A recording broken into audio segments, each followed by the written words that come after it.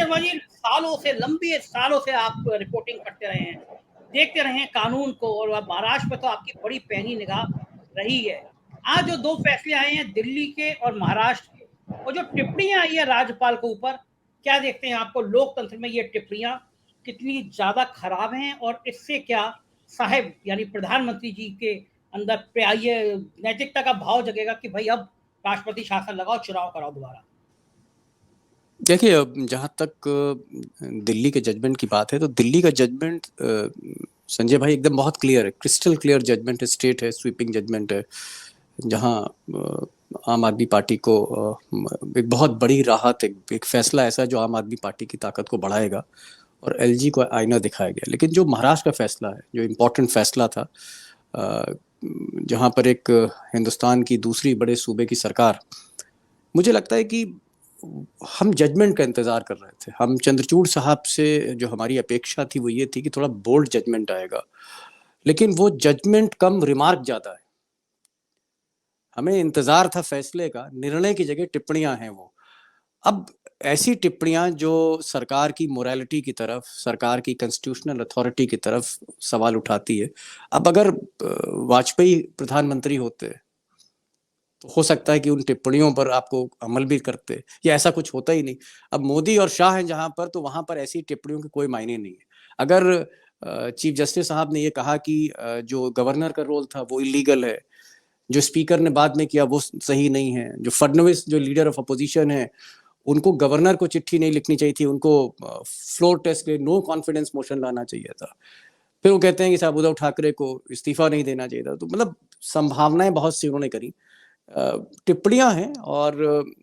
जो नतीजा है वो यही है कि अब सरकार एक मॉरल अथॉरिटी को अपने अंदर से इंट्रोस्पेक्ट करे, झांक के देखे कि क्या है।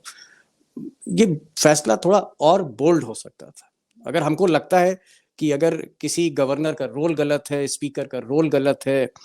फडणवीस का रोल गलत है, जिस तरह से विप का उल्लंघन हुआ, वो सब जब सब कुछ गलत था, तो ये फिर फैसला जो है, फैसला जो भी फैसले गलत थे उसकी बुनियाद पे खड़ा होना चाहिए था। एक थोड़ा सा एडजस्टमेंट मुझे लगा, और मुझे लगता है कि अगर आप एक ओवरऑल पिक्चर देखें तो ये फैसला कुछ हद तक सही भी है कि उद्धव ठाकरे अगर वाकई उन्होंने इस्तीफा नहीं दिया होता, दोबारा वो आते, तो फिर एक बार महाराष्ट्र में फिर क्योस होता। क्योंकि मुझे नहीं लगता है कि उद्धव ठाकरे दोबारा अगर फ्लोर टेस्ट देते,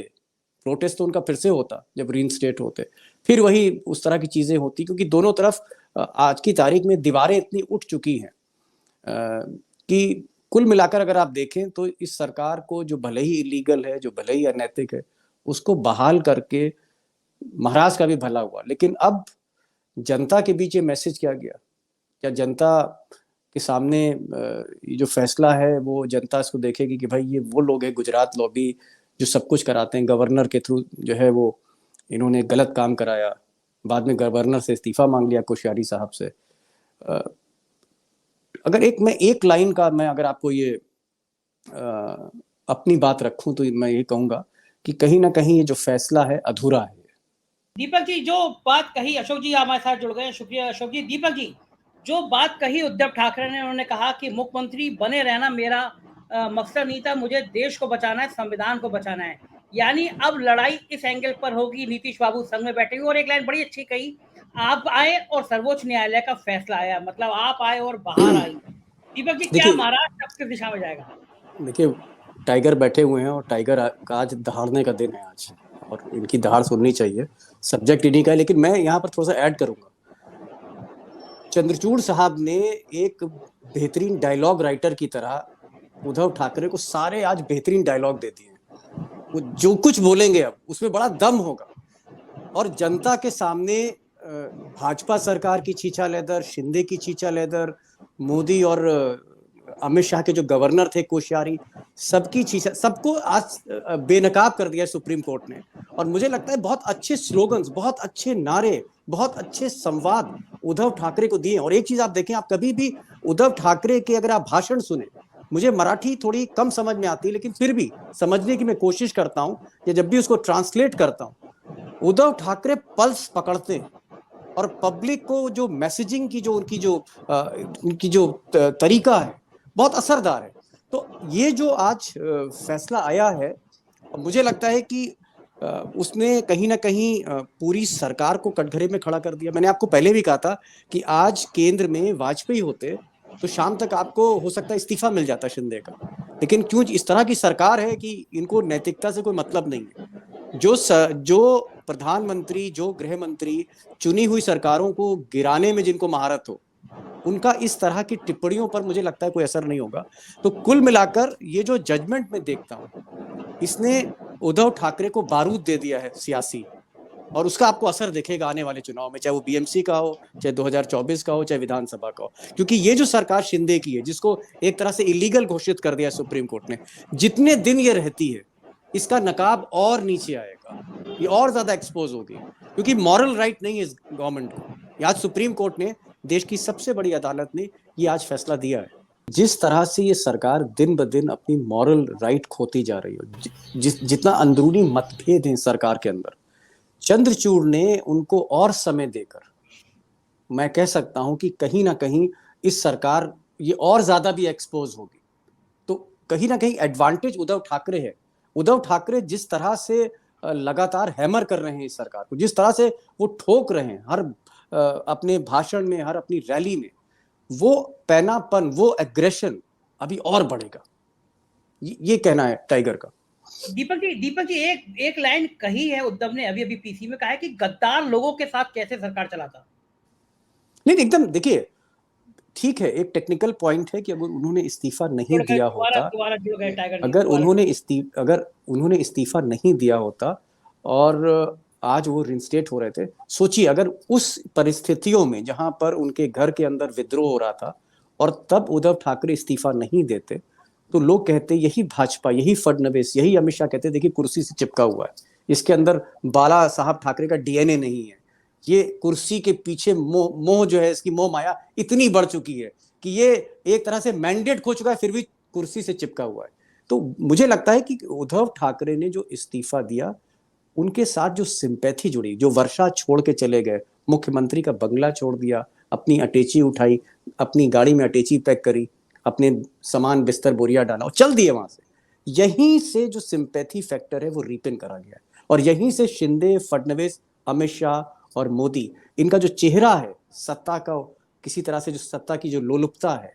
जो सत्ता पाने की लालसा है, या नियमों को तोड़कर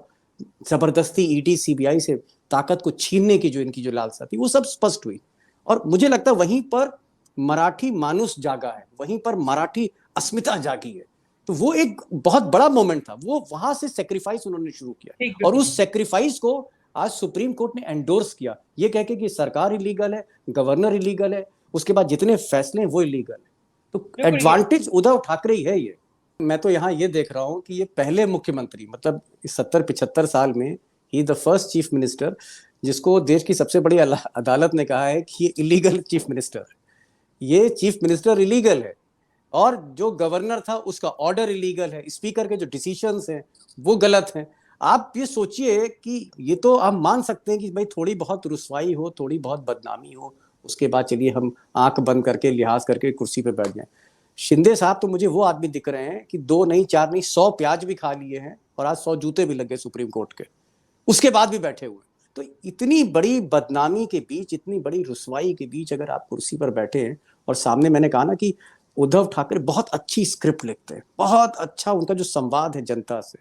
जिस तरह से भी, और वो छीछा लेदर करेंगे, आज उनको पूरी तरह से वो सारा बारूद आज चंद्रचूड़ ने दे दिया।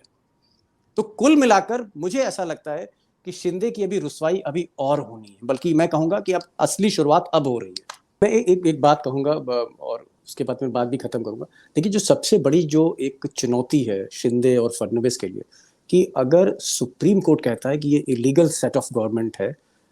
गलत फैसले लिए गए, गवर्नर के, स्पीकर के, विप को किस तरह से नजरअंदाज किया गया है, और एक लेजिस्लेटिव पार्टी का लीडर वो खुद जो है विप नहीं बन सकता, तो जिस तरह से इस पूरी सरकार को इलीगल कहा कि ये गैर कानूनी व्यक्ति है, गैर कानूनी सरकार है, मुझे लगता है ऐसी परिस्थितियों में जब महाविकास अघाड़ी हर इलेक्शन जीत रही हो, शिंदे और फडणवीस हर इलेक्शन हार रहे हो, भ्रष्टाचार हो, पार्टी के अंदर बड़ा जबरदस्त विरोध है उस शिंदे गुट में, क्योंकि सारे लोग मंत्री नहीं बने, तो जहां इतना विरोध और सुप्रीम कोर्ट की जो आज हथौड़ी आई है शिंदे के ताज के ऊपर कि ये इलीगल है, ऐसी परिस्थितियों में आने वाले साल भर में कौन ब्यूरोक्रेट इनकी बात मानेगा,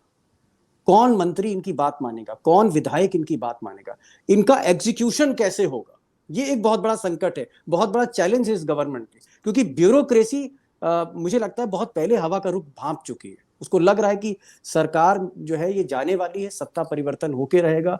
बार बार हर चुनाव हार रहे हैं, तो गवर्नेंस को चलाना, इस गवर्नमेंट को आगे बढ़ाना शिंदे के लिए बहुत बहुत मुश्किल होगा, क्योंकि जिस तरह से उनको आज इलीगल पूरी तरह से देश की सबसे बड़ी अदालत ने कहा है, विपक्ष के नेता ने लीगल नहीं कहा है, सुप्रीम कोर्ट के चीफ जस्टिस ने कहा है। इस बात को समझना जरूरी है। तो बहुत चैलेंजिंग टाइम्स है शिंदे के लिए।